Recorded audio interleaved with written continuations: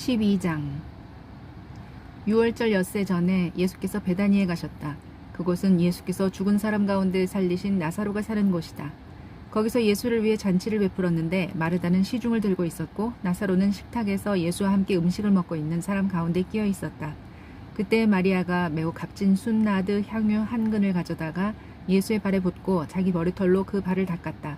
온 집안에 향유 냄새가 가득 찼다. 예수의 제자 가운데 하나이며 장차 예수를 넘겨줄 가룟 유다가 말했다. 이 향유를 300데나니온에 팔아서 가난한 사람들에게 주지 않고 왜 이렇게 낭비하는가? 그가 이렇게 말한 것은 가난한 사람을 생각해서가 아니다. 그는 도둑이어서 돈자루를 맡아가지고 있으면서 거기에 든 것을 훔쳐내곤 했기 때문이다. 예수께서 말씀하셨다. 그대로 두어라. 그는 나의 장사날에 쓰려고 간직한 것을 쓴 것이다. 가난한 사람들은 언제나 너희와 함께 있지만 나는 언제나 너희와 함께 있는 것이 아니다. 유대 사람들이 예수가 거기에 계신다는 것을 알고 크게 떼를 지어 몰려왔다. 그들은 예수를 보려는 것만이 아니라 그가 죽은 사람들 가운데서 다시 살리신 나사로를 보려는 것이었다. 그래서 대제사장들은 나사로도 죽이려고 모의했다.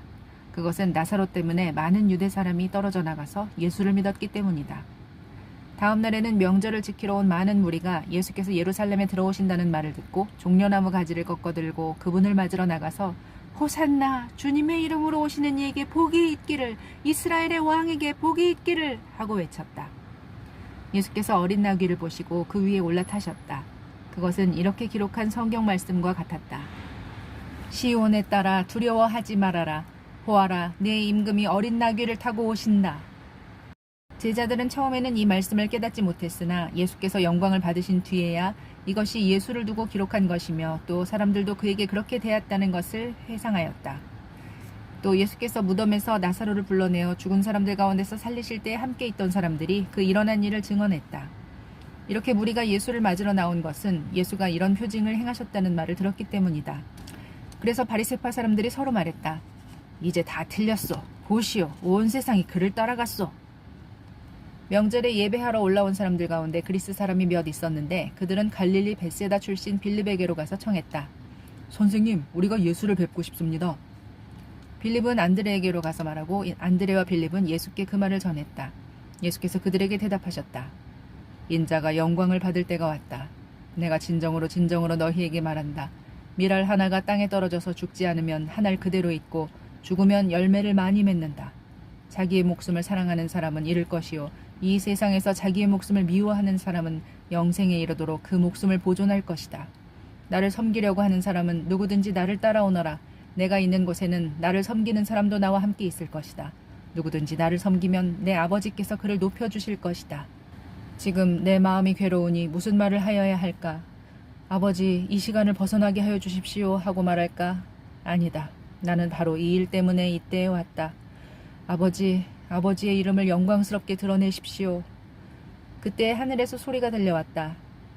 내가 이미 영광되게 하였고 앞으로도 영광되게 하겠다. 거기에 서서 듣고 있던 무리 가운데서 더러는 천둥이 울렸다고 하고 또 더러는 천사가 그에게 말하였다고 하였다. 예수께서 대답하셨다. 이 소리가 난 것은 나를 위해서가 아니라 너희를 위해서다.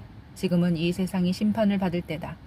이제는 이 세상의 통치자가 쫓겨날 것이다. 내가 땅에서 들려서 올라갈 때 나는 모든 사람을 내게로 이끌어올 것이다. 이것은 예수께서 자기가 당하실 죽음이 어떠한 것인지를 암시하려고 하신 말씀이다. 그때 무리가 예수께 말했다. 우리는 율법에서 그리스도는 영원히 살아계신다는 것을 배웠습니다. 그런데 어떻게 당신은 인자가 들려야 한다고 말씀하십니까? 인자가 누굽니까?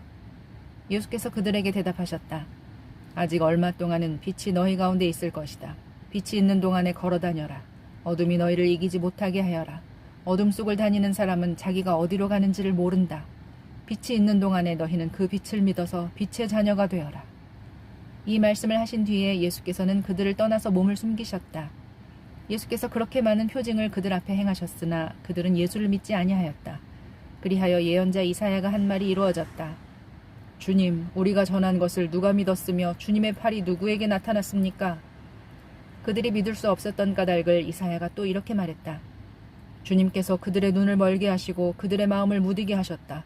그것은 그들이 눈이 있어도 보지 못하게 하고 마음으로 깨달아서 돌아서지 못하게 하여 나에게 고침을 받지 못하게 하려는 것이다. 이사야가 이렇게 말한 것은 그가 예수의 영광을 보았기 때문이다. 이 말은 그가 예수를 가리켜서 한 것이다.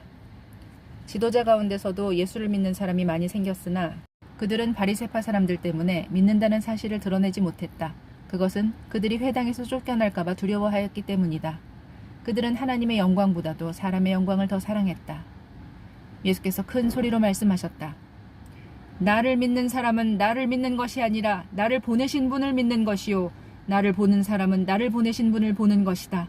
나는 빛으로서 세상에 왔다. 그것은 나를 믿는 사람은 아무도 어둠 속에 머무르지 않도록 하려는 것이다. 어떤 사람이 내 말을 듣고서 그것을 지키지 않는다 하더라도 나는 그를 심판하지 아니한다. 나는 세상을 심판하러 온 것이 아니라 구원하러 왔다. 나를 배척하고 내 말을 받아들이지 않는 사람을 심판하시는 분이 따로 계시다. 내가 말한 바로 이 말이 마지막 날에 그를 심판할 것이다. 나는 내 마음대로 말한 것이 아니다. 나를 보내신 아버지께서 내가 무엇을 말해야 하고 또 무엇을 이야기해야 하는가를 친히 나에게 명령해 주셨다. 나는 그의 명령이 영생인 줄 안다. 그러므로 나는 무엇이든지 아버지께서 나에게 말씀하여 주신 대로 말할 뿐이다.